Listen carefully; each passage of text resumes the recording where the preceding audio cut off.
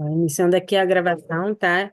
Esse é um evento com caráter educativo e a gente costuma gravar para poder disponibilizar nas redes sociais da ABCO. Então, se alguém não quiser autorizar o uso da sua imagem, eu peço que só feche a câmera. Pode continuar aqui para poder absorver o conteúdo, com certeza, mas feche a câmera e, se quiser, pode botar o seu nome como desconhecido, tá bom? Vamos lá. Antônio, Maravilha, Fábio. fique à vontade. Obrigado, pessoal. Tem uma turma chegando aí, está aumentando o número, é natural. Esse horário o pessoal está chegando em casa, comendo uma coisinha ainda. Então, obrigado pelo tempo de que a gente está aqui no horário. É, E alguns de vocês já me conhecem como Antônio da InfoSW, mas eu queria deixar aqui também a minha apresentação como o Antônio Santana, membro diretor da Regional São Paulo, da ABCO. A ABCO é a Associação Brasileira de Consultores, ela foi fundada em 2014, com o objetivo de ajudar o mercado de consultores. Aí a gente entende que consultor é aquele consultor independente, mas também aquela empresa que entrega o seu serviço em forma de consultoria. E esses são os dois públicos que nós acolhemos na BCO, além também das empresas que procuram consultores e procuram profissionais de qualidade que têm ali uma chancela de maturidade para entregar um serviço de consultoria, né? Hoje a BCO está distribuída com regionais por todo o Brasil, mas também estamos na localidade dos Estados Unidos e também na Europa, então internacionalizou a sua ação toda.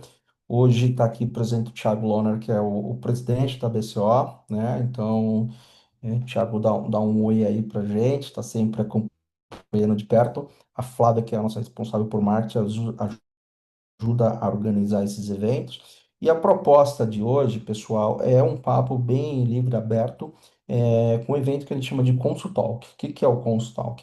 Uma vez por mês, né, uma regional do estado traz um participante para falar sobre conteúdos que ajudem o consultor a desenvolver o seu trabalho, né? Então, o de São Paulo é hoje aqui e eu achei muito prudente trazer aqui um grande amigo de jornada, já que é o Ricardo, que tem uma bela história aí de empreendedorismo, já varreu muita coisa aí, né, Ricardo, nesse mundo. E a ideia é falar sobre um tema que eu acho bem bacana, que o Ricardo tem bastante propriedade, que é o mercado de venda, mas não só, tipo, como prospectar, mas, cara, como é que eu posso ser mais assertivo na minha prospecção? Será que estou prospectando o mercado certo? Né? Então, o Ricardo ele vai se apresentar aí, mas eu queria só fazer um breve resumo. Ele é CEO e fundador da Hamper, né? Hamper é uma plataforma de prospecção online muito bacana, que a gente é fã e super indica. Também host de um podcast muito legal, que é o podcast Cabeceira de quem empreende, né? Ou quem fornece serviço através dessas jornadas. É particularmente o meu podcast Cabeceira. E então, assim, eu queria deixar aqui a palavra, a apresentação para o Ricardo, ele contar um pouquinho mais como é que vai ser a dinâmica aí. E para dizer às pessoas que elas podem deixar suas perguntas no chat ali, a Flávia vai estar ajudando a gente a mediar isso aí e fazer as perguntas, né? Eu acho que mais para o final fica mais bacana de colocar. Então, sejam todos bem-vindos, obrigado pelo tempo de vocês. E, Ricardo, fica à vontade. Mais uma vez, obrigado em tê-los conosco aqui, Ricardo. Valeu demais, pessoal. Boa noite aí. Prazer estar com vocês. Obrigado, Flávia, Antônio, pelo convite e pela apresentação. Galera que está acompanhando aí, obrigado aí pela audiência. Tem o desafio aí de manter todo mundo entretido aí. Sei que, pô, numa terça-feira, pós-feriado, 7 horas da noite, não é fácil, mas prometo que o conteúdo vai ser bacana, do interesse de todo mundo aí. Como o Antônio comentou, eu falo especialmente sobre vendas B2B, que é a minha praia. Eu definitivamente não sou o cara de falar sobre vendas da perspectiva da persuasão e etc. Eu venho de uma escola um pouco diferente. Eu gosto de trazer uma visão mais processual. Eu trago no exercício de hoje um framework que eu gosto de aplicar que eu aplico não só na Hamper desde o início da empresa, como um guia de tomada de decisão, mas que em palestras especiais ali onde eu tenho oportunidade de apresentar, eu levo. Essa é uma palestra que eu tenho usado para abrir o Ramp Up Tour. O Ramp Up Tour é um evento itinerante que a gente está fazendo pela Hamper, rodando algumas capitais do Brasil. O Antônio já esteve presente em algumas edições, e aí ele viu esse conteúdo e ele falou: pô, Rick, você tem que levar lá na associação da qual eu faço parte, porque com certeza vai despertar ali o interesse do pessoal, e estamos aí. Eu tenho um deck de slides que eu gosto de usar para me guiar, então acho que a gente pode se organizar. Eu tento transmitir, é um conteúdo relativamente extenso, tá, galera? Eu acho que eu preciso de uns 40, 50 minutos para passar por ele, e aí a gente abre para perguntas aí ao final. Pelo que eu entendi a dinâmica, vocês podem mandar perguntas no chat. A hora que eu engatar aqui na fala, eu vou evitar olhar no chat para não distrair. E aí eu deixo para no final endereçar ali as perguntas com o maior prazer, tá, pessoal? Enquanto tiver perguntas aí, eu estou aqui para responder. Vocês veem a melhor forma aí, vocês preferem mandar no chat, se quiser abrir o microfone também no final para perguntar. Para mim, o que importa é vocês saírem daqui com as dúvidas atendidas. Beleza? Deixa eu compartilhar minha tela. Eu vou pedir só para alguém confirmar verbalmente se já está aparecendo e se o... Ok, tá aparecendo aqui para mim. Excelente, maravilha. Já está com o slide compartilhado, expandido aí para vocês, né? Isso. Positivo aí para mim. Ótimo. Maravilha, pessoal. Eu vou pedir um pouco de licença poética aqui. Na minha indústria, a gente usa muitos termos em inglês, tá, pessoal? E aí, assim, se tiver qualquer coisa que comprometa a compreensão de vocês, manda no chat, no final eu tiro as dúvidas. Muito embora aqui a gente está num fórum pequeno e seguro, me sinto à vontade também de dar a minha opinião, né? Eu acho que em tempos de chat GPT aí, tanta facilidade que a gente tem, não custa nada a gente entender os termos das indústrias, mas eventualmente sempre é importante fazer o disclaimer de que tem alguns termos em inglês. É igual a palavra ketchup, né? Porra, ninguém traduziu para, sei lá, molho de cachorro quente aqui no Brasil. Então tem termos da minha indústria que a gente não fala porque é bonito de falar. Tem termos que simplesmente ninguém traduziu, tá certo?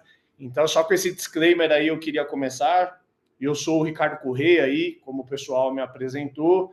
Eu sou fundador e CEO da Hamper. Eu estou nessa jornada com a Hamper há 8 anos já, mas eu empreendo há 13.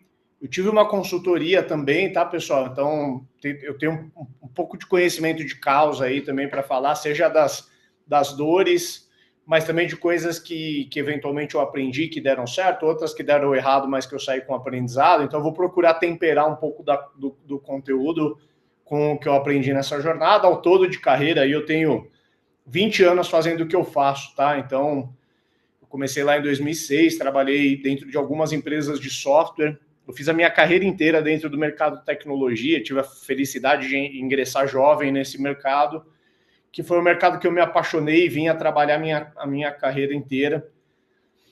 Eu estudei marketing, né? Ingressei carreira em marketing, trabalhei por 6 anos dentro de algumas empresas, depois saí para empreender. Em 2012 eu fundei a minha agência, uma agência chamada Saiteína.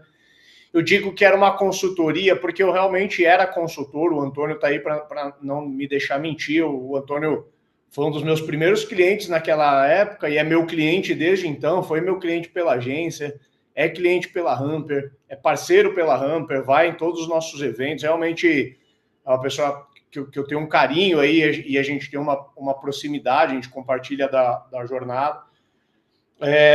O core business, né, o objeto da minha empresa era uma agência, mas eu me posicionava como consultoria, porque naquela época, e de lá para cá só piorou, né, a agência era meio carne de vaca, assim, né, meio commodity. Então, eventualmente, chegava e me apresentava para um cliente como agência e ele punha na mesa todos os preconceitos que ele já tinha com outros colegas de profissão que já tinham ali, talvez, dado uma degradada ali no atendimento, né, enfim. Então, eu procurava me posicionar mais como uma consultoria ou uma assessoria de marketing na época, até porque eu tinha um play de agência, né? Eu tinha, assim, os serviços que uma agência faz de, pô, vou te botar no Google, vou cuidar do seu blog, vou cuidar das suas redes sociais, né? Tinha muito isso, era principalmente apoiado em geração de leads, que sempre foi a minha especialização, mas tinha também algo a mais, vamos dizer assim, um valor agregado, que era o meu atendimento, modéstia à parte, por eu já estar muito inserido no mercado de B2B. Quando eu estava empreendendo com a agência, eu tinha uma capacidade de compreensão do negócio do cliente muito grande. Eu conseguia, inclusive, dar alguns aconselhamentos de negócio que estavam bem até fora do meu escopo de agência, né? Então, só um breve resumo. Eu fiz isso por 5 anos, tá, pessoal? Atendi quase 200 empresas aí com esse modelo bem consultivo, bem barriga do balcão. Pegava meu carrinho ali de 2012 a 2016, visitava 3, 4 clientes num dia só. Imagina que muita gente familiarizada com essa realidade. Depois eu vi que essa rotina não era para mim. E aí, por volta de 2015, eu já estava com uma ideia fixa na cabeça de que eu queria ter um produto, eu queria escalar, eu queria viver o sonho da startup, né? Eu já estava picado ali pelo bichinho da startup.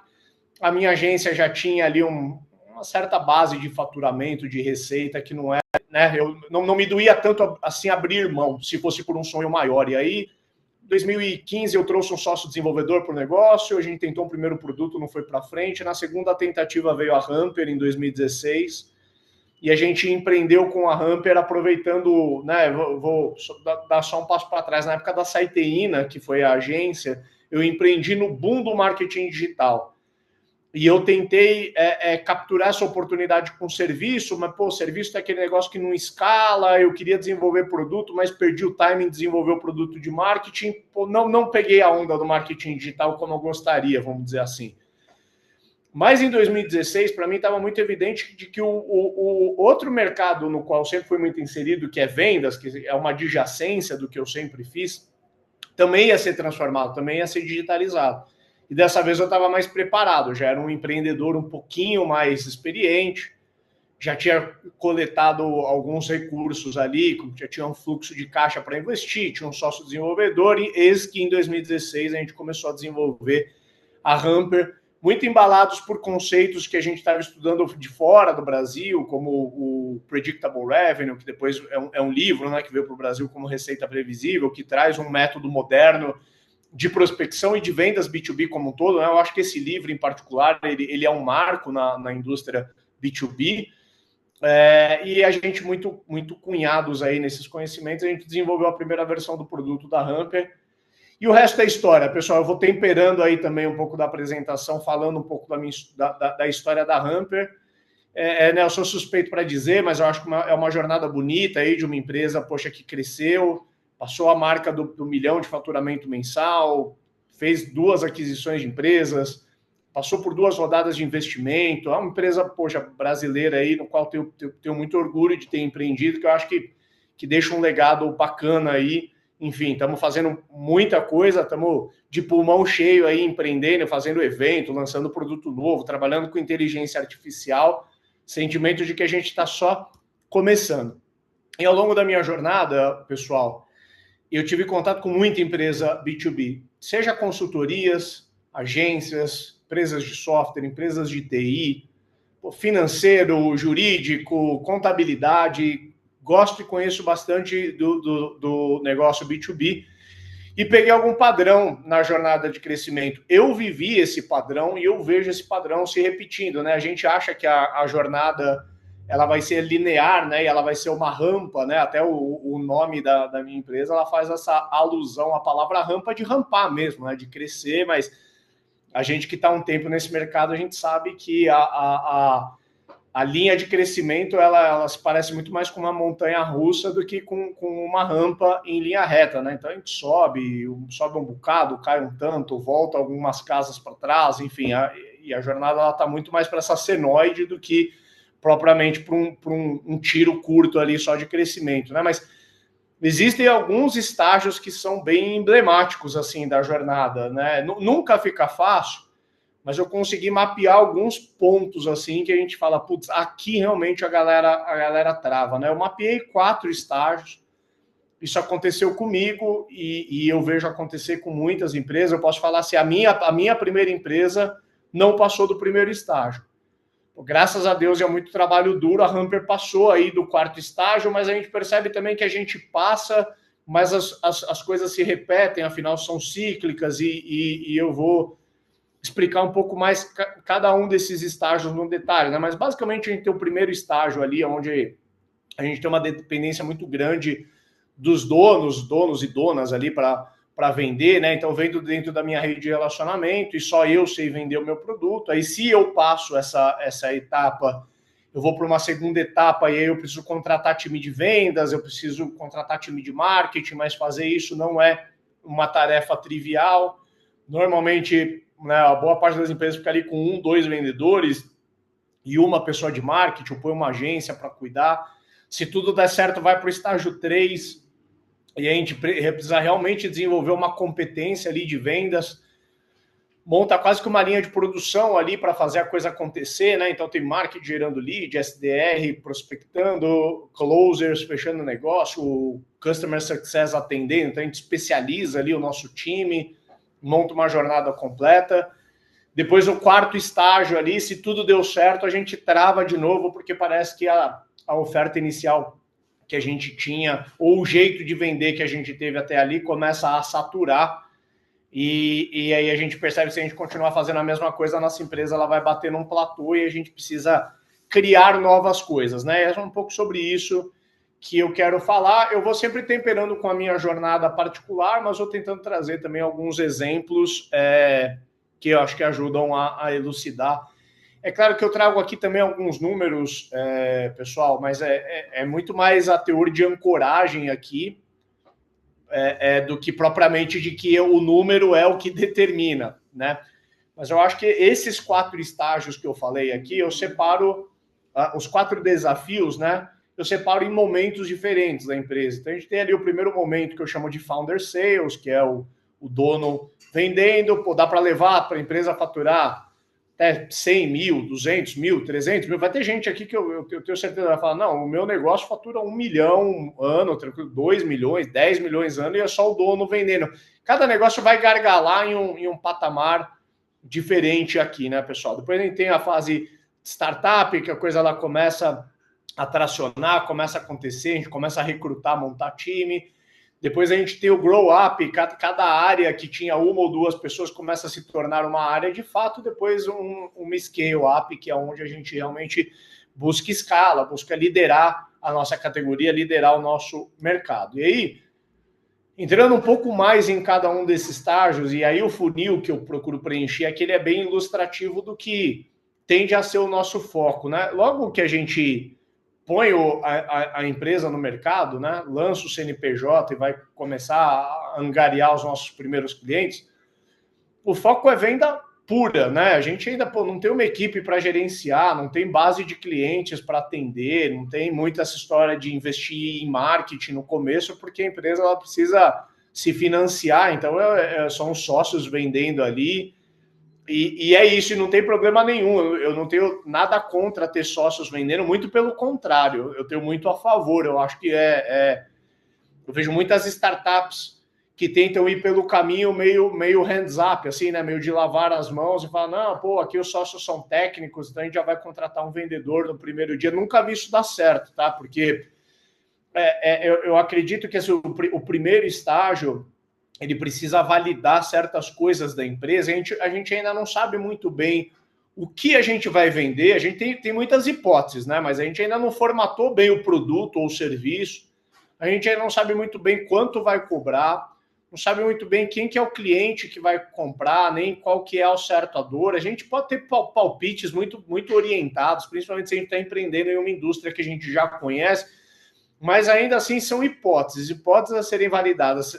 Se a gente ainda não validou e traz pessoas de vendas, provavelmente isso vai custar caro e não vai sair do lugar, porque com todo, sem desmerecer qualquer categoria aqui, né? Se o vendedor ele fosse capaz de ele validar o processo, ele por conta própria, ele abria a empresa dele, ele não ia topar trabalhar em vendas para alguém. Pressupõe que para alguém trabalhar na área de vendas, aquele processo já está validado. Eu sei que parece óbvio quando a gente fala isso, né? Mas eu vejo muitas empresas ainda cometendo esse deslize.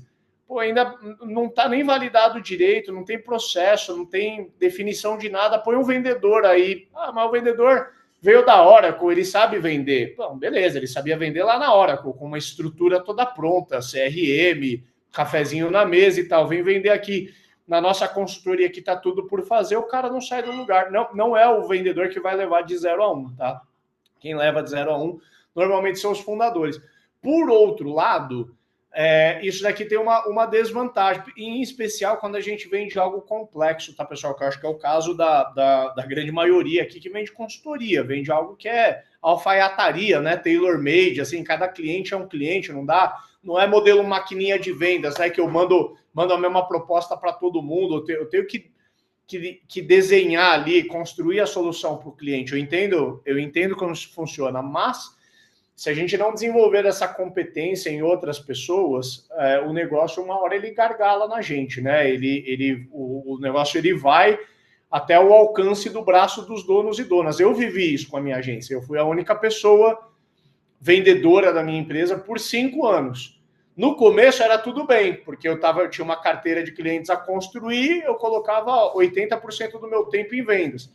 2, 3 anos depois, eu já tinha base de clientes, eu tinha equipe, eu tinha as dores de cabeça inerentes de um negócio que faturava ali seus 50, 100 mil reais por mês, eu já não conseguia mais vender com a mesma disponibilidade que eu vendia no começo, e aí as coisas elas começaram a empacar. Então, existe, vamos dizer assim, um ponto ótimo entre os fundadores conseguirem passar a atribuição de vendas e formarem alguém dentro de casa. A palavra formar alguém ela é muito importante aqui, por isso que eu destaco ali embaixo, né, que a saída aqui é construir um processo ensinável. Talvez aqui a gente ainda não tem um processo que é modelo assim para o mercado ver, né? Pô, uso o melhor CRM do mercado, mapeei todas as etapas, talvez não seja tanto isso. Mas você já conseguiu encontrar padrões na sua venda que você consegue contratar uma pessoa um pouco menos experiente do que você e capacitar ela para fazer as vendas, para que você libere o seu tempo para você fazer outras coisas, dentre elas gerir vendas. Ou talvez você comece e fala, pô, os clientes mais complexos eu vou continuar atendendo, mas eu formo uma pessoa aqui que vai atender um segundo tier de clientes, não sei, cada empresa encontra seu caminho, mas a gente só destrava o primeiro estágio quando a gente consegue começar a formar pessoas de vendas dentro de casa.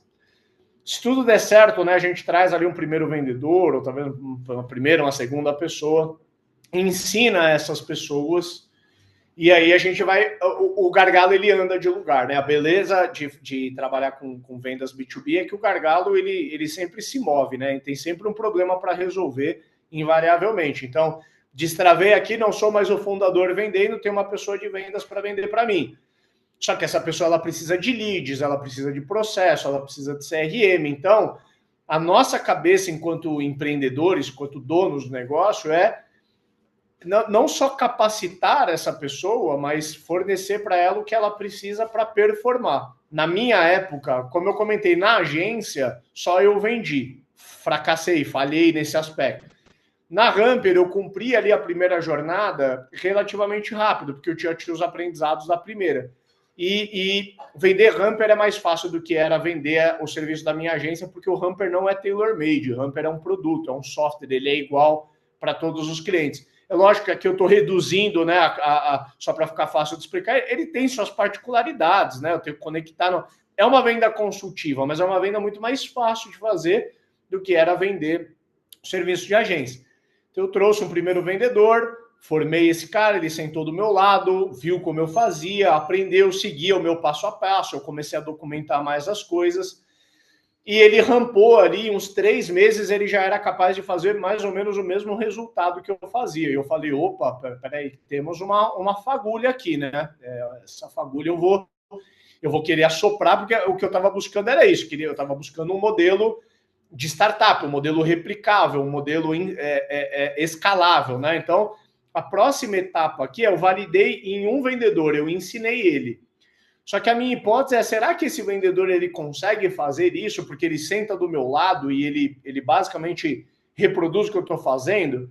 Ou será que eu consigo formar vendedores aqui dentro. Essa era a minha tese. Então, sai da mentalidade do ensinável e vai para a mentalidade do replicável. Uma coisa é eu ensinar um camarada, outra coisa é eu replicar o que um vendedor sabe fazer em 3 pessoas. Então, fui buscar isso. Tinha um vendedor rampado, além de mim, trouxe mais 2. E comecei a rampar esses caras. Quando eu passei a ter 3 pessoas na equipe de vendas, eu falei, não faz mais sentido eu continuar vendendo. Eu não posso mais ser o 4º vendedor. Eu tenho que virar o gerente de vendas. By the way, eu já era o CEO da Hamper, mas vamos combinar que o CEO de uma empresa de 5, 10 pessoas, sem desmerecer ninguém, né?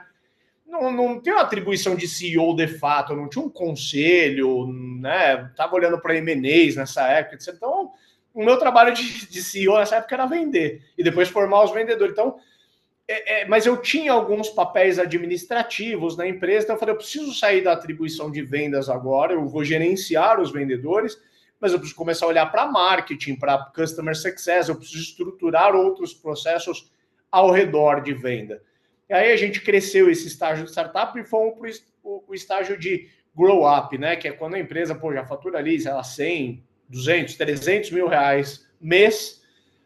No nosso caso, na Hamper, a gente estava passando por esses estágios relativamente rápido, a gente realmente teve uma conexão do que a gente chama no mercado de startups de product market fit, né? A gente realmente encaixou, assim, acertamos numa momento certo de mercado, dor certa com o produto certo, foi a fórmula da pólvora. A empresa estava crescendo muito rápido e aí eu contratando gente, formando time, a empresa levantou uma primeira rodada de investimento, então com dinheiro em caixa para contratar, arrepiando em contratar. Então eu tinha validado o negócio com 3 vendedores rampados, falei, agora é a hora de começar a estruturar esse negócio. Não dá para ter só o vendedor fazendo a corrida inteira, né? O cara gera o lead, fecha a venda, atende o cliente no pós-venda, está na hora de especializar. Então, forma ali o time de marketing, o time que fica responsável por fazer geração de leads via marketing digital, time de SDR para começar a prospectar leads também,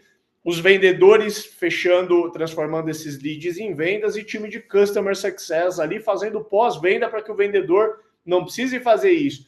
E nesse estágio, quando você já tem, talvez 500 clientes ativos, a gente tinha nessa época, eu já lidava com cancelamento também, né? Então, tinha 300 ativos, todo mês sai 10, entra 50 novo. E aí você começa a administrar métricas diferentes, sendo uma delas o churn, né? E nesse estágio eu precisava validar que o meu processo ele era de fato escalável. Escalável significa que, beleza, tá dando certo numa equipezinha de 20, 30 pessoas, mas isso ainda é um experimento, né? Será que isso escala? Cabe uma empresa mesmo aqui dentro que vai faturar algumas dezenas de milhões ano? Essa era a nossa tese para a base, né? Na minha opinião, e eu tenho a mentalidade do modelo mais fordiano, assim, né? Que um processo para ele escalar, você tem que quebrar ele em fases, né? A base da escala é você pegar um processo que era muito tailor-made, feito por uma única pessoa de ponta a ponta, né? Muito artesanal, você quebra ele em etapas e põe uma pessoa em cada etapa que fica especialista na etapa, e aí você consegue realmente escalar. Então, quando eu tenho marketing gerando lead, SDR prospectando, vendedor fechando e CS atendendo a base ativa, eu crio um processo deveras escalável nesse momento da Hamper, e o crescimento continua acelerado até que a gente entra nessa jornada mais de scale-up, mirando ali bater os 10 milhões ano. E o desafio aqui, ele começa a se tornar um desafio gerencial, porque se antes eu conseguia ser o gestor médio da área de vendas, e os vendedores tratavam direto comigo, time de CS tratava direto comigo, nessa época aqui eu começo a precisar formar líderes intermediários, já não era mais eu com o vendedor. Eu preciso tentar selecionar quem do meu time de vendas tem mais predisposição a liderar o time e formar nessa pessoa uma liderança. E aí o meu desafio, isso foi mais ou menos em 2019, eu comecei a elencar algumas pessoas de cada time, de que eu ia trazer mais para perto de mim. Cada time já tinha ali entre 5 até 8 pessoas, não dá mais para liderar, ser um líder interino, né? O cobertor ficou muito curto. Eu falei, eu vou precisar ter pessoas que respondem, cada uma pelas suas respectivas áreas.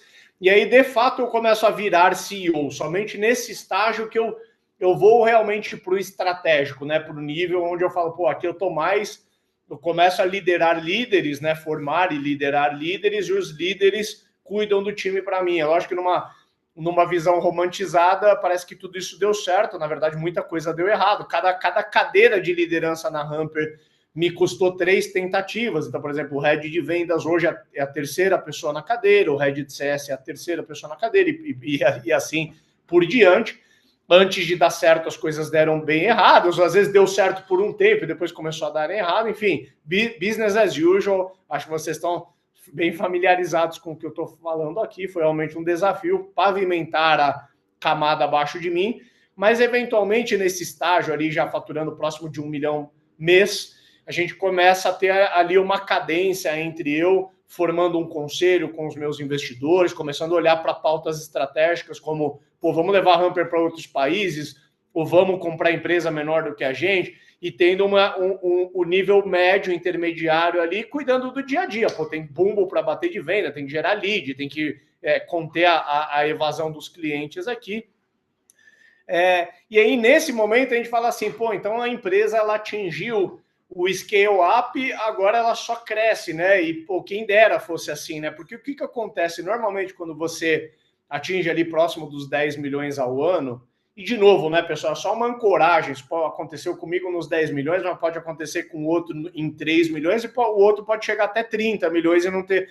Mas você começa a perceber, nesse estágio, que você fala, se eu continuar fazendo só o que eu faço, e o que era a Hamper ali nos 10 milhões de faturamento? Era um único produto, uma única tese, que era a automação de prospecção, com um único jeito de vender. Era esse modelinho de gera o lead via marketing digital, time de vendas converte para fechar, time de CS atende, e a gente começou a perceber que, assim, legal, chegamos muito rápido nesse marco, só que está muito evidente de que os próximos anos a empresa ela não vai continuar dobrando ano a ano, porque uma hora tem um teto.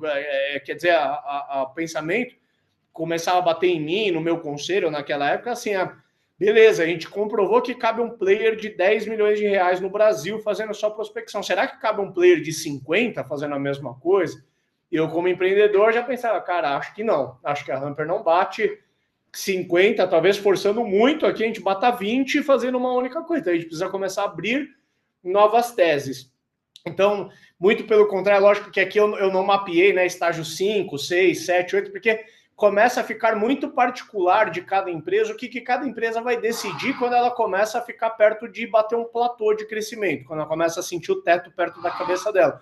No meu momento, na minha história, pessoal, eu escolhi fazer M&As. É lógico que não foi, eu não acordei um dia de manhã com vontade de fazer M&A e fui e fiz. Foi uma tese muito discutida e estressada no conselho da Hamper. Nessa época eu já tinha captado uma segunda rodada, tinha um fundo institucional também me apoiando nas decisões. E a gente começa a olhar para a Hamper e fala, qual que é a da Hamper nos próximos anos? Sonho bolivariano aqui e vamos embora para a América Latina? Pô, será que tem espaço Europa? Eu, como empreendedor, meu coração nunca bateu muito forte pelo assunto internacionalização. Eu já vi outros players parecidos comigo tentar ir e dar com os burros na água, então eu falei, eu não estou muito convencido. Outra tese pô, legal, a gente tem mais de 1.000 clientes, mas tudo pequenininho. E se a gente ir agora para os grandões e tentar vender tickets maiores? O meu coração também nunca bateu muito forte, eu sempre fui especialista em SMB, né? O meu DNA é de pequenas e médias empresas, então, se precisasse ir, a gente iria, mas tendo outras hipóteses, aí a hipótese que ficou muito quente na minha cabeça e que o meu conselho me apoiou vamos olhar para novas avenidas de crescimento do ponto de vista de adjacências, aonde a Hamper ela já tem uma marca forte, a gente só não tem produto para vender. Então, imaginem que eu já vendia a prospecção, meu cliente já gerava o lead dentro da minha plataforma, mas ele não tinha o CRM para cuidar desse lead. E aí eu integrava e continuo integrando até hoje, né? Eu dou saída para ele mandar para o Pipedrive, para o HubSpot, para o RD Station e por aí vai. Então eu falei, mas espera aí, e se eu tiver o CRM da Hamper, que eu complemento essa jornada? Pô, tem tudo a ver. Mas eu não vou construir um CRM do zero, que vai me ser muito custoso nessa altura. Eu vou ficar 2, 3 anos desenvolvendo o software para desenvolver um produto numa categoria que já existe aí tem 10 anos. Eu vou tentar achar alguém menor do que eu, um empreendedor que esteja afim dessa tese, né, de, pô, vem colaborar aqui no meu projeto, e eventualmente a gente acabou fazendo 2 M&As, né, a gente acabou tendo ali naquela ocasião, 2021, mercado muito líquido, taxa de juros baixa, o meu mercado de startup estava, virado do avesso, todo mundo flertando com todo mundo, e eu vi a oportunidade de abocanhar ali 2 empresas. Então a gente compra a Lahar, que é uma empresa de automação de marketing, e agregamos na nossa jornada um software de marketing digital, e compramos também a Linkseller, uma empresa de CRM, e agregamos na nossa jornada um produto de CRM. Então, se eu estava preocupado em o teto ficar muito próximo da minha cabeça só com prospecção, eu abri 2 novas avenidas de crescimento e renovei também a história com prospecção. E daquele ponto em diante, a Hamper se tornou um bicho bem diferente, mais difícil de operar, e posso dizer que, como tudo na vida, ficou, num primeiro momento, piorou antes de melhorar. Vocês imaginem que para pós 2 M&As ali, a gente ficou giboiando aqueles M&As por 1, 2 anos, né? Quando eu digo giboiando, eu conto com a imagem mesmo ali, imagina uma jiboia que acabou de engolir um bicho, o bicho tá com o formato dentro da jiboia, assim, ainda ficou uns 2 anos até conseguir se transformar na Hamper que a gente é hoje, que é uma empresa que tem um stack completo de tecnologias para marketing e vendas, está tudo integrado, as marcas viraram tudo Hamper e uma família de produtos dentro da Hamper, e o resto aí são desafios que a gente está vivendo agora. Todas essas disciplinas, pessoal, tanto a minha vivência com a agência, quanto a minha vivência com a Hamper, versus comparações de negócios, eu sempre tive essa curiosidade, né? Eu tinha clientes que eram muito bem-sucedidos e outros nem tanto, e aí eu ficava paralelizando, poxa, por que parece que esse está sempre patinando enquanto aquele tem um crescimento saudável? Eu consegui mapear, assim, pontos que eu considero bastante importantes. Então, agora deixando de lado uma variável fundamental, que é estágio da empresa, tá, pessoal? Até aqui, acho que estou mais ou menos na metade do conteúdo, até aqui fica muito claro uma coisa, o estágio, ele é fundamental para a gente selecionar o que a gente vai fazer da nossa empresa, né? Eu gosto daquela metáfora que diz que a gente sobe o morro a partir do ponto do morro que a gente se encontra. Não adianta eu ali, com a minha empresa de 5 colaboradores, olhar qual que é a estratégia de vendas da IBM ou da Apple e tentar copiar. Pô, não vai colar. Funciona ali naquela empresa, que é uma multinacional, tem milhares de colaboradores, do que não tem nada a ver com o que eu estou fazendo agora. Então, o tipo de vendedor, o tipo de canal que eu vou investir é tudo diferente conforme os meus estágios, até porque eu tenho as restrições financeiras. Mas mesmo que a gente tire a restrição financeira e injeta caixa na empresa, a gente toma decisões erradas se a gente sair tentando replicar o modelo de uma empresa muito grande na nossa, tá? Então, o estágio é uma variável hiper estratégica na nossa tomada de decisão, tá, pessoal? Eu sei que parece óbvio quando a gente fala isso, mas tem muita gente que ainda tenta clonar a estratégia do competidor, e às vezes o competidor está num estágio completamente diferente. Ou olha aquela empresa que a gente admira, né? Tem as empresas que a gente tem afinidade, eu citei a Apple, que eu acho que todo mundo gosta, mas, pô, a Hamper não tem nada a ver com a Apple. Se tentar clonar ali o que os caras estão fazendo, não vai dar certo. Então, eu entendo o estágio que eu tô. Outra decisão muito importante é que nicho que eu vou focar. Quando eu entendo que nicho que eu foco, eu entendo que jogo que eu estou jogando. E no B2B isso é fundamental, tá, galera? Todo o play vai se desenrolar a partir de eu entender que jogo que eu estou jogando. Muita gente me pergunta em palestras assim, pô, Rick, beleza, eu estou com um desafio aqui, que perfil de vendedor que você acha que eu tinha que contratar? Você acha que eu tinha que contratar um closer ou um SDR? Ou um vendedor mais corporativo ou um vendedor meio maquininha de vendas? Rick, você acha que eu deveria fazer Google AdWords ou eu deveria fazer LinkedIn? Quer dizer, percebam, pessoal, que são todas perguntas táticas que a gente só responde ela quando a gente responde a um vetor estratégico, que é que nicho que nós estamos focados. No B2B, especial quando a gente vende serviço, é muito tentador a gente ir querendo fazer tudo para todo mundo, né? E eu sei a dificuldade que é falar não para dinheiro, quando tem o teu boleto para pagar, então aparecer um cliente meio fora do foco aqui, mas pô, o cara paga bem, será que eu abraço ou não? No fundo, a gente sabe qual é a resposta, né? E eu na minha história particular na agência, eu tive uma decisão perspicaz no começo da agência. Eu decidi criar uma agência focada em empresas de TI. Que era assim, eu falei, eu não posso competir com todas as agências do Brasil. Eu não ambiciono ser a maior agência do Brasil, então eu não tenho diferencial. Se eu for a mar aberta, eu não tenho diferencial. Aonde eu tenho diferencial? Cara, no mercado de TI. Quando eu falo com o dono de uma empresa de TI, modéstia à parte, eu dou show. Em todos os outros mercados eu não tenho diferencial, então eu criei uma agência focada em empresas de TI, até por isso que eu conheci o Antônio. Todas as vezes, pessoal, que eu fiz um desvio, atendi uma empresa de TI, o cara adorou, me chamou no particular, mas minha esposa tem um estúdio de yoga lá, você não quer? Peguei, abracei para não falar não, desvio de foco. Cliente grande, atendi uma rede de self-storage gigante do Brasil, o FII enorme, era o meu maior FII, só que olha, né, que coisa paradoxal. O meu melhor cliente não era um cliente dentro do meu foco. Não tinha como dar certo, né? Então, até por isso que esse CNPJ pagou as contas dos meus erros, não está mais aqui para contar a história. Mas eu acho que eu comecei numa decisão acertada, mas eu mesmo não cedi às tentações. Já pela Hamper, eu falei assim, a Hamper é uma empresa de produto de prospecção. A gente vai fazer uma única coisa, muito bem feito. É muito fácil de explicar o que a empresa faz e que jogo a gente está jogando. Eu estou no jogo da prospecção B2B no Brasil. Acabou. Ah, mas o seu produto serviria bem para o RH que faz recrutamento. Cara, eu estou no jogo da prospecção. Mas e se vocês fizerem marketing? Cara, esquece. Software de prospecção. Quando eu bater a saturação disso, aí eu vou olhar para as adjacências. E foi o que a gente fez, né? Eu contei um pouco das histórias dos M&As.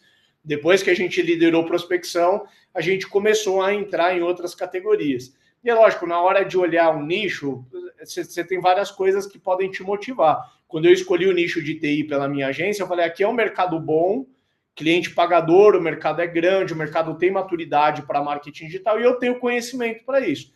Mais maduro, eu consigo fazer outras análises, desde o básico, assim, qual que é o tamanho da oferta e demanda, né? Às vezes você fala assim, o mercado de e-commerce é enorme. Sim, mas o mercado de e-commerce é enorme, mas por outro lado, a quantidade de agências que tem querendo vender. Então, a oferta, se bobear, é até maior do que a demanda. Você vai ser corroído na margem. Então, eu vou achar um nicho onde tem mercado grande e oferta ainda é baixa para eu conseguir arbitrar uma margem grande. Aonde eu tenho diferencial competitivo. Aonde tem cliente com o cabelo pegando fogo de dor. Porque esse é o cliente que vai pagar bem. Quando você vende um negócio que é nice to have, né? Você vende aquele negócio que o cliente, em tempos de alta de mercado, o cara te compra. Em tempos de baixa, você é o primeiro custo a ser cortado, não é um nicho bom. Porque atender cliente que tá com o cabelo pegando fogo, né? Eu gosto bastante dessa analogia que é na hora de escolher alguém, o cara que tá com o cabelo pegando fogo, ele paga a fatura se importando menos por quanto ele tá pagando, porque ele quer resolver, ele quer ter a dor dele resolvida. Então, entendi o meu estágio e entendi que nicho que eu tô, eu sei que jogo eu tô jogando e que etapa do tabuleiro que eu tô. Agora a gente vai olhar para as decisões táticas, pessoais. Decisões táticas é modelo de venda, canal de marketing, que eu acho que é o que todo mundo busca as respostas, mas que a gente não consegue chegar nessas respostas sem tomar as decisões anteriores. Uma empresa B2B, ela tem 4 motores de crescimento, na minha percepção, tá, pessoal? Perfil de cliente que ela atende, a proposta de valor que ela oferece para esse perfil de cliente, o modelo de negócios que ela distribui essa proposta de valor e o canal de marketing que vai originar, que vai colocar ela frente a frente com os potenciais clientes. Tudo intrinsecamente ligado. Isso daqui é um jogo de engrenagens, não é um jogo aleatório, né? Que eu falo, o meu perfil de cliente é esse, mas o meu canal de marketing é o outro. Cara, tá tudo entranhado, como engrenagens mesmo. Para a máquina toda funcionar, elas têm que rodar de forma harmônica. Isso vai ficar muito claro na medida que eu for aprofundando aqui, tá, gente? Então, eu gosto muito desse framework, eu não me lembro o nome, isso daqui eu vi lá no meu começo da vida de startup, é bastante aclamado no mercado de startup, esse framework foi um gringo que publicou, que me fugiu a memória agora, mas ele vai dizer que tem 5 formas de você faturar 100 milhões por ano. Vem menos ao caso, né, aqui os 100 milhões ao ano e mais o que o exercício ele propõe. Que aqui a gente tem que entender que eu tenho N formas de chegar, mas eu vou operar pelos extremos que fica mais fácil de explicar. Se eu foco nos clientes baleia, no cliente grandão, e aqui ele faz uma metáfora entre animais, né, o jeito de caçar alguns animais com o jeito de caçar alguns clientes, vamos dizer assim, né? Se eu quero vender para baleia, ou seja, cliente de 1 milhão ano, com 100 baleias eu bato. Por outro lado, se eu foco no cara pequenininho, no ratinho ali, de 1 milhão de clientes, se eu vender um negócio de R$ 100 por mês. Então eu fui pelos extremos. Por que é importante? Fica metafórico aqui, mas fica fácil de a gente entender que o jeito de caçar baleia é completamente diferente. Os dois te levam a 100 milhões. Mas um é baseado em volume, o outro é baseado em penetração, são outros que são jogos completamente diferentes. O tabuleiro aqui é completamente diferente. A gente tem todos os outros intermediários. Então, a partir do perfil de cliente que eu vou atender, eu começo a ter mais clareza. O tipo de vendedor que fala com cliente baleia é diferente do perfil de vendedor que fala com cliente rato, canal de marketing também, e assim sucessivamente. Para quem ainda não tem clareza de quem é o perfil de cliente a focar no negócio, tem esse framework bem básico, proposto pelo Aaron Ross, que é o escritor lá do livro Receita Previsível. Isso daqui não envelhece, né? O livro já tem ali seus quase 15 anos, mas esse framework ele é atemporal. Você quer saber os seus melhores clientes, você pega a sua base de clientes e olha os clientes que deixam mais resultado dentro da tua empresa, não só olhar por faturamento, mas possivelmente por margem, melhor ainda, e os clientes que eu consigo mais converter no meu funil, né? É na junção dos dois, é muito lucrativo e eu vendo muito bem para esse perfil, é na junção desses dois que eu encontro o meu perfil de cliente ideal. Não precisa, tá, gente, assim, a empresa falar, então eu só vou focar em empresa de TI de 50 funcionários. Não, tá, você tem uma linha pontilhada maior, assim, né? Até eu deixo isso aqui no exemplo, no slide. Você tem uma órbita em torno desse ICP que você consegue reproduzir clientes parecidos, mas tem que tomar muito cuidado com o ponto de dispersão. Foi muito longe, já começa a não ter muita efetividade, então tentar ficar fiéis aí ao perfil de cliente. Definir perfil de cliente, eu preciso saber qual que é a proposta de valor, ou seja, como eu embalo aquilo que eu vendo para esse perfil de cliente.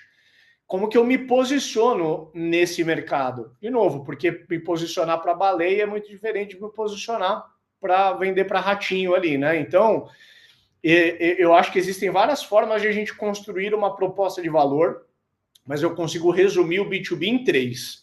E aqui, pessoal, é muito importante a gente entender uma coisa, principalmente quando a gente fala em consultoria ou em serviço de valor agregado. Se a gente não se posiciona, o mercado posiciona a gente por nós. E aí, quem está ali reclamando, pô, mas o meu cliente só olha preço, eu mando proposta, perco por preço, eu mando proposta, o cara pede para baixar o preço, porque ele fala que o Zezinho está vendendo por 40% do que eu vendo. Galera, quando isso acontece, a gente já foi posicionado, a gente não tem posicionamento. O nosso cliente nos posiciona por commodity. Estou vendendo ali a minha palestra, minha consultoria, o que quer que seja, meu serviço de agência. O cliente, ele me precificou, ele não entendeu o meu posicionamento. Ele está me comparando com qualquer outro lá e ele está balizando pela decisão do menor preço. E aí, pô, aqui talvez eu vou chover no molhado, mas não tem prosperidade na guerra por preço, tá, galera? Só tem gente se degladiando, só tem vermelho nesses mar vermelho e sangramento, e ninguém se dá bem. É um problema ser commodity? Não é um problema ser commodity quando você sabe jogar o jogo da commodity. Então tem, pô, vamos pegar no B2B, o que poderia ser classificado como uma commodity? Pô, o cara vende ali planos de saúde, ou vende benefícios, VR, sem desmerecer pô, ninguém. Muita gente que prospera nesses meios, mas o cara fala assim, eu sei que isso é commodity. Então eu vou ter um business muito eficiente, eu vou ganhar no volume, ou porque eu sou muito eficiente na forma como eu negocio com os meus fornecedores, eu consigo ter um markup aqui, e eu consigo ser rentável mesmo no mercado saturado, não tem problema nenhum. O problema é quando a gente se considera valor agregado, mas o mercado nos taxa como commodity. Aí é um problema. Eu cometi um erro na minha agência, tá, pessoal?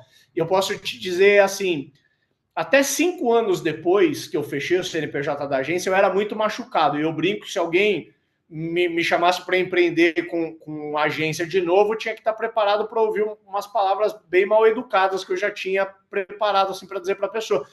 Mas passado um tempo, hoje já faz mais de 5 anos, né? Eu tô bem com o assunto, eu tô pacificado. Às vezes eu penso, se hoje eu fosse ter uma agência ou uma consultoria, eu seria boutique. Eu ia tentar ter 5 a 10 clientes muito bons, que me pagam muito bem, sabe? Ticket realmente alto.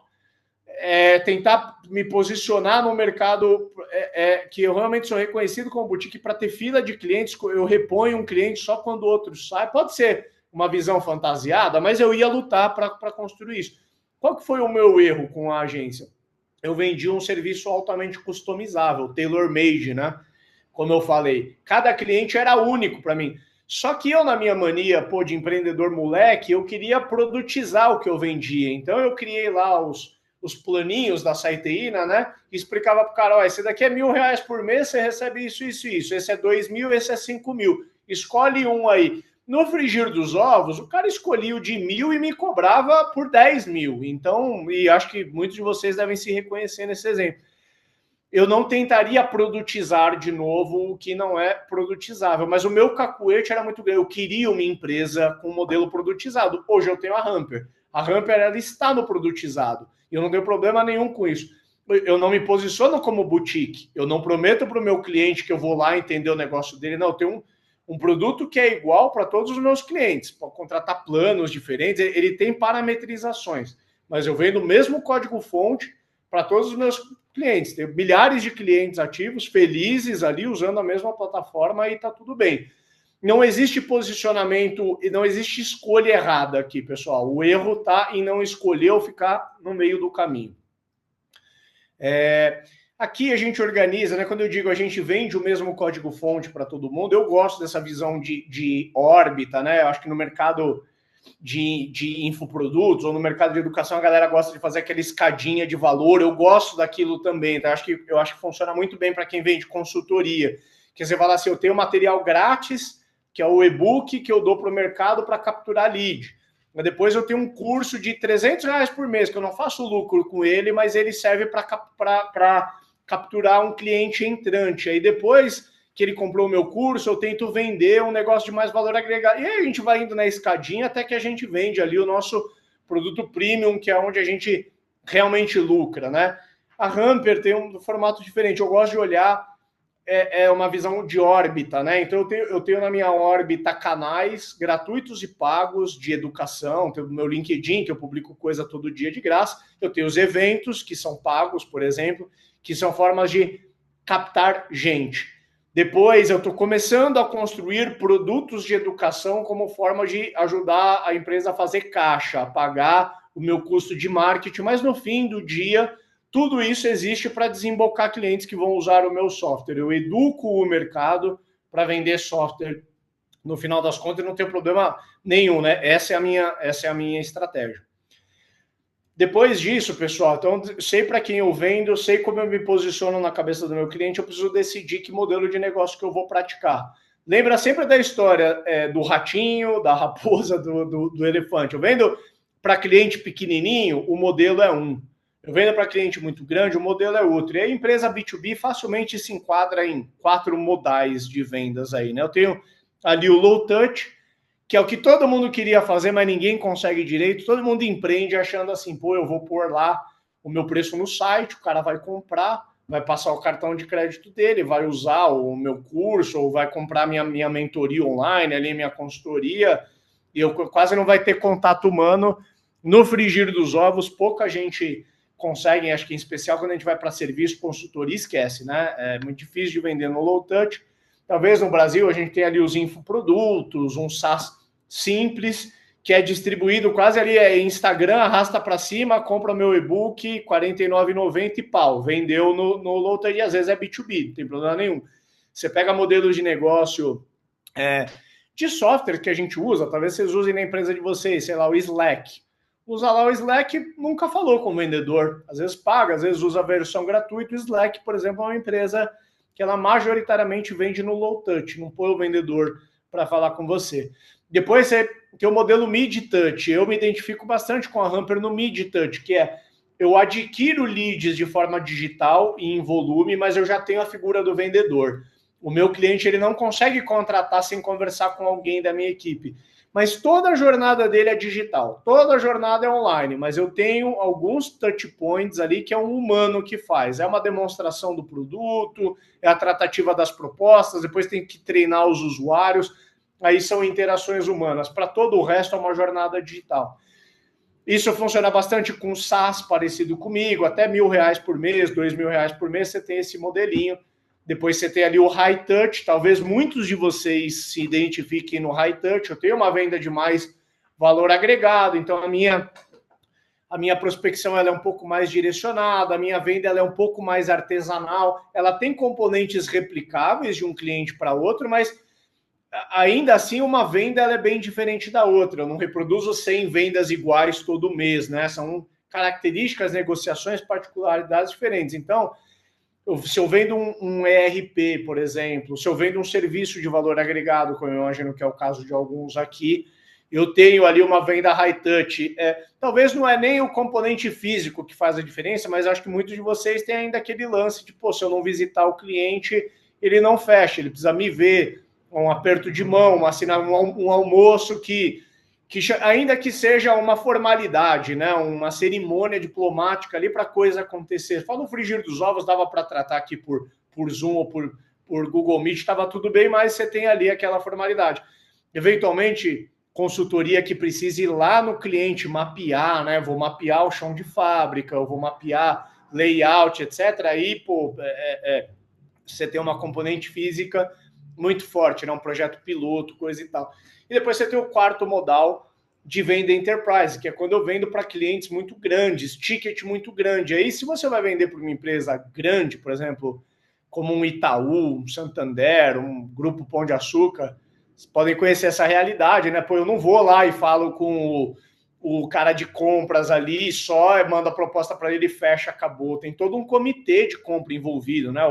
Eu falo com a TI, eu falo com a área que tem a dor, né, a área funcional. Depois eu passo por compliance, jurídico, compras, papapá, né? Sou amassado de todos os lados ali. E aí, se essa galera vai chegar num consenso de fornecedor, eu tenho que estar bem posicionado ali na hora de ser escolhido. O que é importante a gente entender? Que dentro desses 4 modais, um em quase nada se parece com o outro. E aonde as empresas B2B erram muito é que elas ficam no meio do caminho entre um modal e outro, não tem nem consciência de que modal praticar. Trata cada cliente ali a moda da casa, vamos dizer assim, né? Não tem ali um processo. Eu acho que tão logo a gente se identifique, a gente consegue edificar em cima do modelo que a gente escolheu, né, pessoal? Aqui existe uma coisa, e aí eu posso falar pelos meus exemplos que eu me sinto mais legítimo para falar.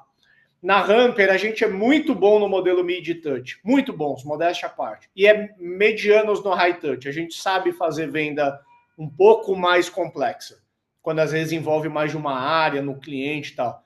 Low-touch a gente não faz, não sabemos fazer, apanhamos há anos, já tentamos várias vezes, não aprendemos. E Enterprise esquece, definitivamente não é o nosso jogo. É curioso, porque na Hamper, se cai um cliente grande, sei lá, o que é um cliente grande para a gente? Uma TOTUS, uma Oracle, cai, é a empresa que todo mundo gostaria de atender. A gente fala, cara, ele não sabe atender esse tipo de cliente. Cai aqui o vendedor, porque o processo de compra da Oracle é 6, 12 meses. A gente está acostumado à venda de impacto, eu vendo direto para o dono, em 30 dias o cara decide se quer ou não. É como se fosse um setup de linha de produção e a Hamper tivesse uma linha montada para montar bicicleta. A gente consegue montar muito bem 100 bicicletas todo mês. Eu tenho um setup que eu confio nisso. Faça chuva, faça sol, a gente monta 100 bikes por mês. Caiu um caminhão para a gente montar? Pô, mas um caminhão é lucrativo. Um caminhão vale por 50 bikes. Bicho, não adianta, não sabemos montar caminhão aqui. A gente vai montar bike.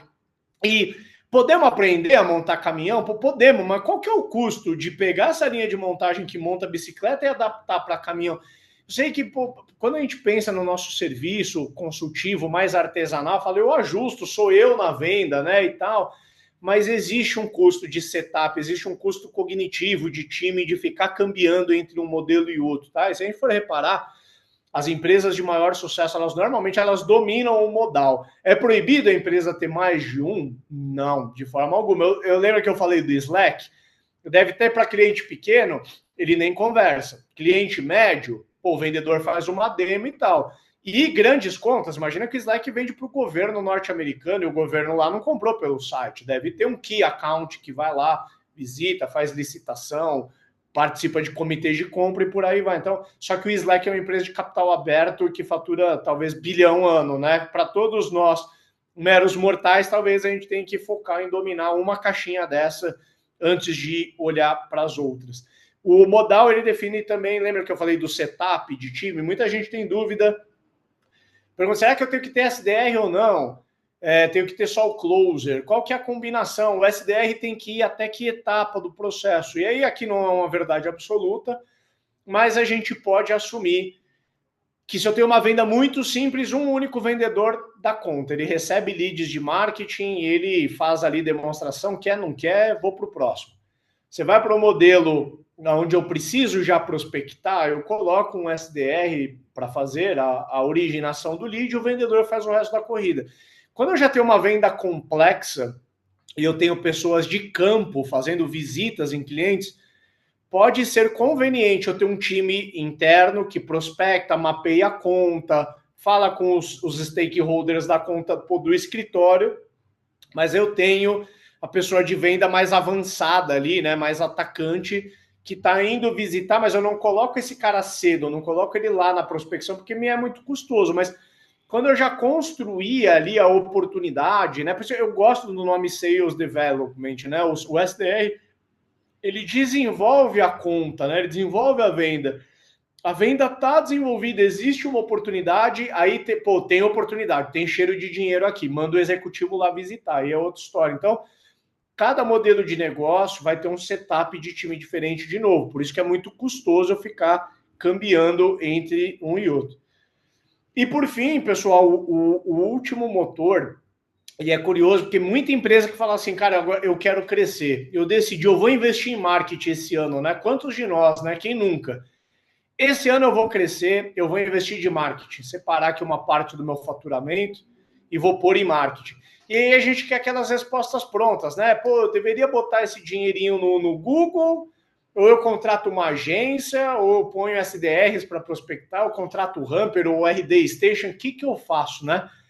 E aí eu vou ouvir conselho, sei lá, né? E você percebe, pessoal, que a gente vem de uma construção para chegar nesses desdobramentos, mas muitas vezes a gente começa pelo fim, a gente começa pela ferramenta, ou começa pelo canal, por isso que muitos perdem dinheiro, vai lá no Google, pum, queima dinheiro, e aí fala, pô, o Google não é para mim, aqui eu estou usando o Google de bode expiatório, né, já ser o Hamper, pô, contratei o Hamper não é para mim, você começou pelo fim, não sabe o nicho, o perfil de cliente, o modelo certo de vender para aquele que quer começar pelo canal, pô, não vai vingar. Mas uma vez que a gente passou por esse exercício todo, a gente chega e vai olhar para quais canais que a gente vai trabalhar e existe uma correlação direta entre o modelo de negócio, até perceba, ó, o low touch, mid touch, high touch, ele está aqui no modelinho das pirâmides aqui, né? Low touch, mid touch, high touch, enterprise. Eu transporto isso para os meus canais de marketing. Só que aqui eu uso uma matriz que relaciona quanto me custa trazer um cliente versus quanto que esse cliente gasta com a minha empresa. E a regra básica aqui do marketing é, eu não posso gastar para trazer um cliente no meu marketing, no meu modal de venda, eu não posso gastar mais do que aquele cliente vai me remunerar, tá certo? Então, tem gente que fala assim, pô, eu pago R$300 no lead do Google, acho muito caro. Depende, se pagar R$300 no lead do Google para vender um negócio de R$100 mil, porra, dá para mim, eu quero esse ROI, né? Então, o caro, ele é relativo, né? Agora, se eu pago os mesmos R$300 por mês no Google para vender um negócio de R$40 por mês, eu vou levar quase 10 meses só para remunerar o Google. 10 meses aquele cliente, eu atendendo ele só para remunerar o Google. Então, existe uma relação entre canal e o perfil de cliente que eu vou trazer. Alguns canais promovem volume, outros promovem mais hiperfoco. E aí o modelo do meu negócio que vai determinar. Mas vamos lá. Se eu sou low touch, normalmente Se eu estou mais na linha de infoproduto, cursos, etc., Instagram e canais análogos sociais, boa. Se eu estou mais para o lado de software, muitas vezes eu uso o meu próprio produto. É o modelinho Netflix, né? Usa aqui 15 dias grátis e depois passa o cartão de crédito e vai embora o trial, né? Que, todo mundo conhece muito bem. Ou freemium, né? Usa aqui uma versão gratuita, um dia você vai topar no limite, vai precisar pagar. A maioria dos negócios B2B, pessoal, se identificam muito bem com os modais inbound e outbound. Se eu tenho um negócio mais voltado assim para volume, eu preciso educar o meu mercado, um mercado grande, etc. Eu tenho um time de inside sales, eu vou mais para inbound. Se eu tenho um mercado, que eu vendo é um pouco mais complexo, não adianta, o cara não vai vir ali porque ele viu no blog ou no LinkedIn, eu preciso fazer outbound. Na maioria dos casos, um não anula o outro, por isso que eu gosto de deixar essa intersecção grande aqui no slide. A Hamper chuta com os dois pés, vamos dizer assim, a ambidestra, e eu vejo muito valor. A gente faz inbound e outbound. Durante muito tempo a gente tinha recurso limitado, tinha que escolher um ou outro. Hoje um canal fortalece o outro. Para eu explicar isso seria uma palestra à parte. Eu tenho uma palestra, inclusive, onde eu falo sobre as sinergias.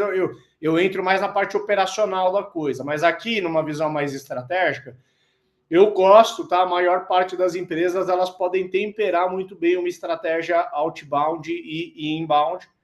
Para quem vende ali para os big players, né? Eu vendo para empresa de capital aberto, multinacional, etc e tal. Account-based marketing é uma ciência diferente, também seria um conteúdo à parte, e eu também não sou especialista, né? E account-based marketing tem que chamar os universitários que entendem disso.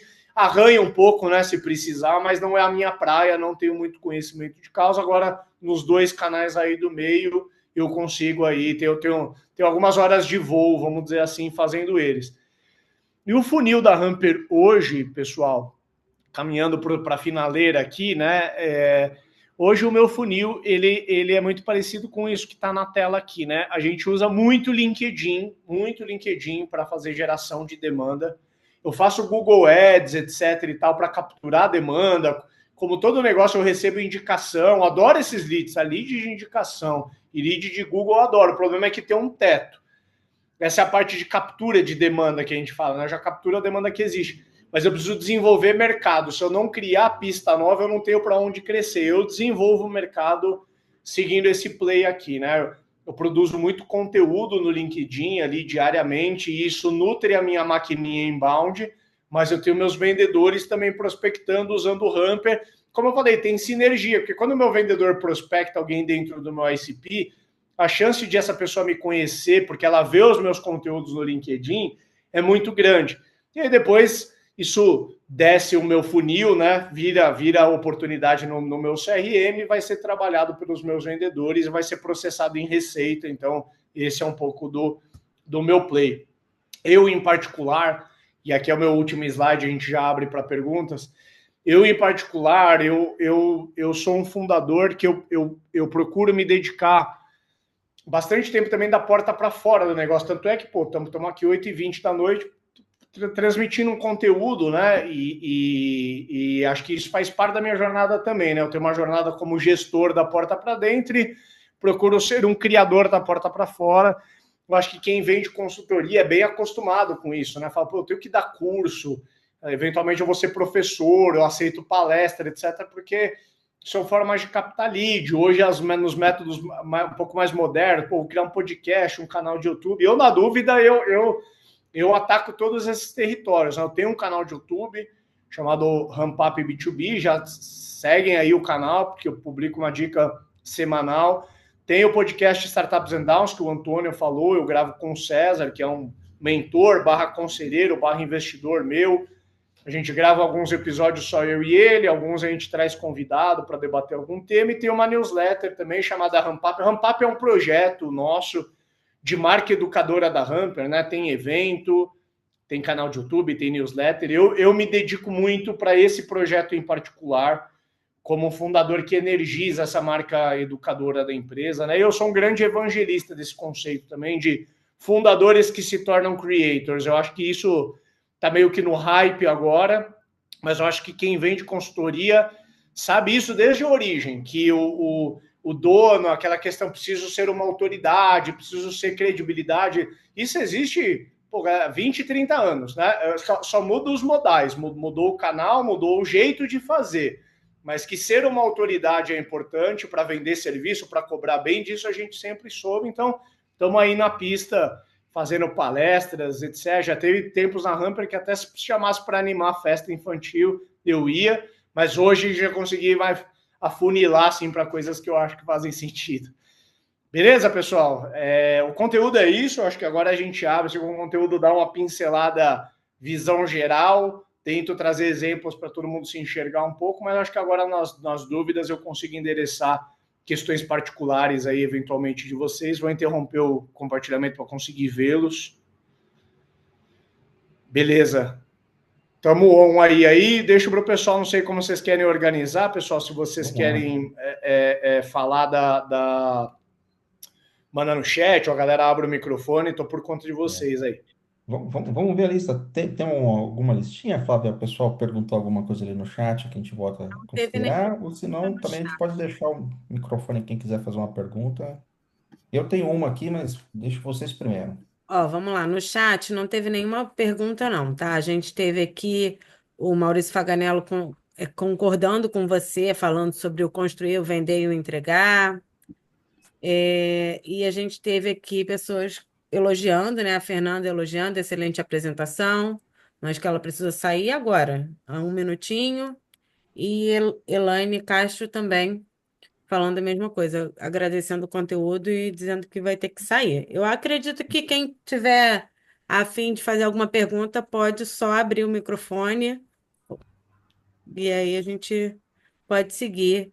Eduardo Miraca, você levantou. Puxa o bonde aí, alguém, pessoal. Depois que É que você destrava fez a assim, primeira, ó. as outras vêm. A primeira é a mais custosa aí, vai, pessoal. Começa aí, Não Antônio. Você falou faz o palestrante suar frio, não. Manda uma primeira pergunta aí. Bom, vamos lá. Eu vou fazer uma pergunta aqui. Foi um ponto, Ricardo, que você tocou logo no começo, me marcou, que foi a marca forte, construir uma marca forte, né? E aqui a gente tem o público de empresas, mas tem o de consultores, que é o foco da BCO. E que dicas você dá para alguém que está precisando construir uma marca forte? Porque muitas vezes ele é um profissional, fez o spin-off, saiu de uma companhia e agora decidiu empreender num formato consultoria, naquele modelinho onde eu empresa, né? Eu empresa. E que dica que você dá aí para construir uma autoridade, alguma coisa assim, que para quem está entrando aí para construir essa marca? Boa, Antônio. Eu vou pegar esse exemplo mesmo que você deu, né? Ex-executivo ou ex-executiva de empresa muito grande. Eu tenho um exemplo muito próximo de mim, tá? Meu pai enfrentou esse desafio, acompanhei o plano de aposentadoria barra criar uma consultoria do meu pai e vi isso se reproduzir em outros lugares, tá?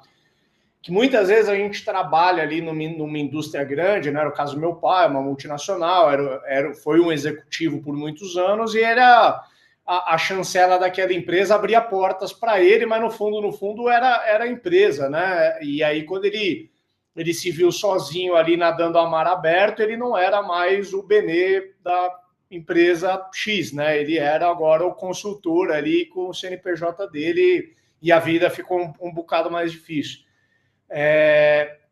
Eu vejo o seguinte, né, pessoal? A primeira coisa é a gente não se enganar, para a gente não tropeçar no próprio orgulho, né? Agora, pô, estou empreendendo, a realidade é diferente, eu preciso entender isso. Eu acredito que a gente precisa tomar uma decisão que ela é estrutural do nosso negócio. Eu vou construir uma marca pessoal ou eu vou construir uma marca empresarial? Não tem certo e errado aqui, né? Você tem infoprodutores barra consultores que construíram mais. Você não sabe qual é a empresa do cara, você sabe quem é o cara. Pode ter um problema de escala, pode falar, pô, mas se esse cara tropicar na rua, o negócio dele acaba. Tudo bem, não tô julgando esse mérito, mas é uma escolha que a gente tem que fazer. Construir uma marca empresarial também não é fácil, né? Às vezes, como consultor, o nosso nome é uma relação simbiótica entre nós e a empresa, mas às vezes o nosso nome é mais forte. Então, primeira coisa, escolhe qual marca que vai ser edificada. Escolhi que marca que eu vou edificar, o caminho no B2B é educação, galera. Eduque o seu mercado. Encontre aonde é a praça pública do seu mercado, aonde os teus perfis de clientes estão.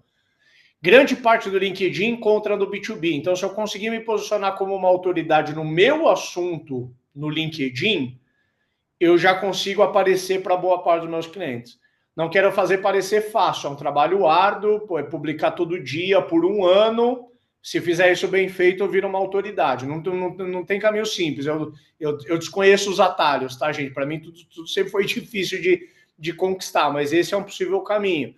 Outro caminho, um não é excludente do outro, mas vou tentar dar palestra, vou tentar me tornar professor em algum curso que tem a ver ali, porque essas coisas às vezes não geram lead, mas me gera autoridade. E aí eu tô, de novo, eu estou engrandecendo a minha marca, eu estou construindo ali o meu nome. Então, eu acho que independente do canal, se é palestra, se é LinkedIn, se é Instagram, se é lá, educar, produzir conteúdo e educar paga dividendos. É claro que quanto mais atrasado você entrar na corrida, mais difícil é. Eu estou tentando criar um canal de YouTube para falar de vendas. Eu tenho o sentimento de que os meus competidores eles já deram 80 voltas na minha frente nesse canal específico. Mas eu estou lá e eu vou me posicionar. Eu escolhi estrategicamente esse canal, eu vou me posicionar nele. Mas daí, como eu brinquei, eu subo o morro a partir de onde eu estou. Mas no B2B não tem muito caminho, galera. Não precisa ter grana de mídia, vou fazer branding, coisas muito exógenas. Educa o teu mercado, educa o mercado, vem a audiência e a autoridade vem a reboque. E isso constrói uma grande marca. As marcas líderes, elas educam o mercado. Tenham em mente isso. Só olhar quem é uma marca referência, quem é a marca pedra no sapato do seu mercado, quem que é aquela marca que todo mundo admira. Provavelmente todo mundo admira porque ela dá curso, ela tem eventos bons, tem diretamente associado à educação. Legal. Mais alguém, pessoal, quer fazer uma pergunta? O microfone pode abrir, fiquem à vontade. Tá todo mundo com fome, Ricardo, não pode tomar pegando um um banho. gancho, vou pegar o gancho aí para poder estimular a galera. Pegando um gancho da sua resposta. Então, assim, no B2B, você acredita que tem menos peso o impulsionamento, posts patrocinados, tem menos peso no B2B do que no B2C? Gente, eu não começaria por aí, tá? Eu vejo gente que coloca assim a restrição a minha empresa não cresce porque eu não tenho grana para pôr em mídia. Eu acho que eu vou pegar o LinkedIn como canal, que é o meu canal primário, né? E já foi o Google também, e a mesma lógica se aplica. A nata, ela vem do orgânico. O pago, ele suplementa a coisa. Então, no LinkedIn, por exemplo, eu publico todos os dias. Eu reservo tempo meu, né, organizei a minha agenda para reduzir um pouco a minha carga gerencial dentro da empresa, para ter tempo para atuar nisso, e eu produzo conteúdo de LinkedIn todo dia. A gente também faz mídia paga no LinkedIn, mas assim, não tem como comparar o resultado que o meu perfil orgânico frente ao que a gente tiver. Um atrapalha no outro? Não, eu estou jogando querosene num fogaréu que já tá aceso, sabe? Então, de forma geral, eu gosto muito de estratégia de mídia paga para complementar o que já funciona, salvo em um caso, gente. Quando eu já tenho demanda de gente procurando pelo que eu faço, põe grana no Google Ads. Essa, para mim, não tem erro. Eu brinco, toda palestra que eu dou, eu falo assim, eu quero que todo mundo no Brasil que procurar software de prospecção, eu pago para esse cara para aparecer. Então, hoje, sei lá, a gente gasta 30 pau no Google mês, eu gastaria 100 se tivesse espaço. Aqui eu não quero parecer que eu tenho um bolso muito fundo, não, mas é porque dá ROI, entendeu? Eu só não gasto mais porque, infelizmente, não tenho gente procurando mais pelo meu termo. Então, salvo esse caso onde você captura a demanda pré-existente, que é no Google Ads, para todas as outras mídias que impulsionam, Meta, TikTok, LinkedIn, etc., precede fazer conteúdo orgânico. E tão importante quanto você ter ou não, né, investir é o atendimento, né? Porque também de nada adianta gastar toda a grana ali fazendo impulsionar, fazendo post patrocinado, usando lá a Meta, usando o LinkedIn, usando tudo, e aí o cliente vem e você não tem uma chegada com Perfeito. contato, né? Sabe o que acontece em muitos casos, em especial consultorias? A consultoria ela cresce vendendo para o networking dos sócios e por indicação dos clientes. E parece que a gente vai crescer que não tem teto, né? Que, pô, indicação é maravilhoso, não tem lead melhor, né? Indicação já chega a 80% fechado. A pessoa que te indicou emprestou a credibilidade dela para você, né? Então, é o melhor lead que tem. O problema é que, infelizmente, se eu crescer só em cima de indicação, tem um teto ali que tá, para muitos tá bom, né? Fala, eu fico aqui, não tem problema nenhum, mas se eu quiser continuar crescendo, eu vou ter que sair da indicação. Eu pego agora o que você comentou, digo assim, aquele dono que atende, ele que era acostumado a receber lead de indicação que chegava pronto para fechar, ele começa a pegar um lead de Google Ads, que não é um lead ruim, mas não é a picanha do rodízio, né? Não é porque chega assim, né? É um a 100, vai ter que dar umas marteladas para comer antes, mas não é problema nenhum se fala, cara, eu quero continuar crescendo, eu preciso de nutriente, me dá mais. Só que é um lead um pouco. O de Google Ads, ele é menos tolerante. Assim, o lead chegou na quinta, você ligou para ele na terça. Já era, já virou pó. Algum concorrente fechou, já levou na frente. E muita gente reclama assim: o lead que vem da internet não é tão bom. Não, de novo, não existe lead melhor do que de indicação. Todos os outros têm que descascar um pouco mais. Mas tem muito lead bom, né? A maior parte das empresas grandes não construíram impérios ali vendendo só dentro de indicação. Fizeram mídia, fizeram conteúdo, etc. E foram aprendendo a desbravar cada um desses canais. Excelente, Ricardo. E só para encerrar aqui minha participação, não sei. Qual a sua opinião a respeito da automação da primeira resposta ao lead? O lead veio até a gente, eu automatizei a primeira resposta. Isso. Sou totalmente partidário. E aí, hoje, galera, com automação e inteligência artificial, só não faz quem não quer, né? Aqui, pô, converteu no site da Hamper agora, vai ser o bot já responde em nome de algum vendedor, né? A gente tem que um encanamento interno que atribui para os vendedores, vai converter aqui agora, vai chegar lá, vai cair para algum vendedor meu, já vai sair um e-mail automático da caixa dele. Olá, Antônio, aqui é o Eric da Hamper, eu vi que você, obrigado pelo interesse, segue o link da minha agenda, tudo automatizado. Vai por e-mail, vai por WhatsApp, só não vai por ligação, porque eu gosto muito de automação e de IA, acho que tem um ponto ótimo ali, né, entre trabalhar com essas coisas, mas respondendo de forma direta, sem dúvida, melhora muito o SLA da conexão ali. Faz toda a diferença para o lead. Correto. Muito bom, muito bom. Olá, pessoal. Boa Opa. noite. Fica à vontade, Alan. Boa noite. Vamos lá. Ô, Ricardo, a ferramenta, ela integra nativamente ali com o WhatsApp, tanto para o API oficial quanto o Lite também? Vamos lá. Depende de qual ferramenta. A de prospecção, não. Porque a gente não recomenda fazer prospecção por WhatsApp. Isso, cara, desde sempre. A gente tem tecnologia suficiente para automatizar o WhatsApp, mas a gente não põe isso porque o que acontece no frigir dos ovos, não sei se vocês já tentaram fazer isso, é você põe um número de WhatsApp, manda uma mensagem para 10 pessoas, 3 te bloquearam, o teu número foi pro vinagre. Aí às vezes se era um número quente seu, etc., torrou o número que os teus clientes tinham acesso. E se é um número frio, eu não quero entrar muito técnico, mas a galera que trabalha com WhatsApp, tem que aquecer o número, coisa e tal, mas fez spam, toma bloco, cara. O WhatsApp, ele é muito rigoroso. Então, o que a gente recomenda? Faz prospecção por e-mail, aqueceu no e-mail, tem caras que tem sinais de interesse, aí chama por WhatsApp. Aqui eu estou falando assim, eu prospectei 100, eu peguei aqueles 10 que mais interagiram, abriram mensagem, etc. Aí eu chamo aquele no WhatsApp, é um negócio que agride menos. Quando eu vou para o meu produto de CRM, aí ele é todo entranhado com o WhatsApp, né? Os meus vendedores, eles trabalham no WhatsApp o dia inteiro, e aí é o dia inteiro sincronizando o que ele está fazendo no WhatsApp com a oportunidade que está no CRM. Aí essa parte eu acho que é no-brainer. Todo mundo tem que usar CRM integrado com o WhatsApp, porque hoje Eu não sei vocês, tá? Mas a minha caixa de e-mail fica ali, pô, só recebo spam hoje em dia. A conversa tá fluindo no WhatsApp, né? Legal, bacana. E aí, esse disparo de e-mail aí vocês têm como ferramenta também, ou aí seria realmente as do mercado?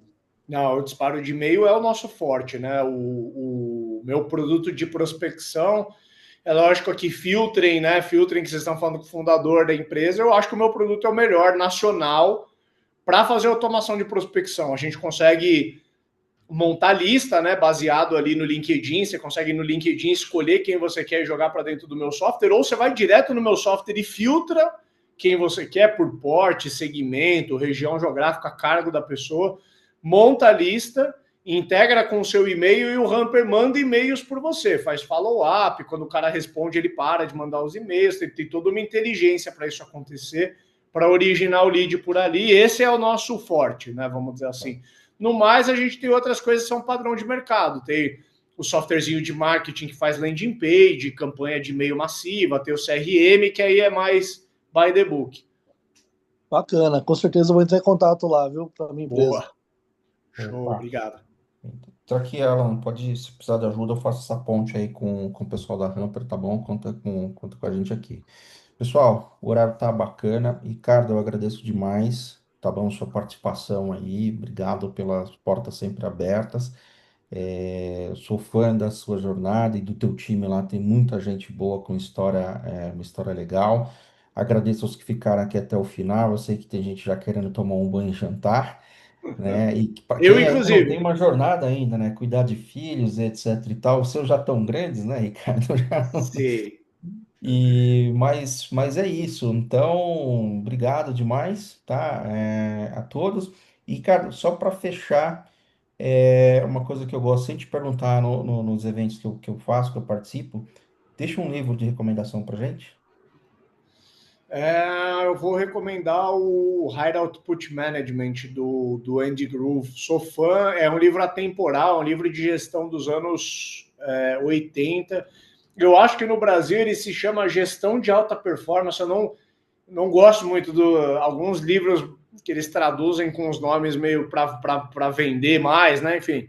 Mas é o High Output Management do Andy Grove, é o fundador da Intel, e para mim ali o play de gestão ele está ali escrito desde os anos 80, está lá para a gente consumir, para quem quiser. Pode passar um século que aquele livro não desatualiza. Legal, tá anotado aqui.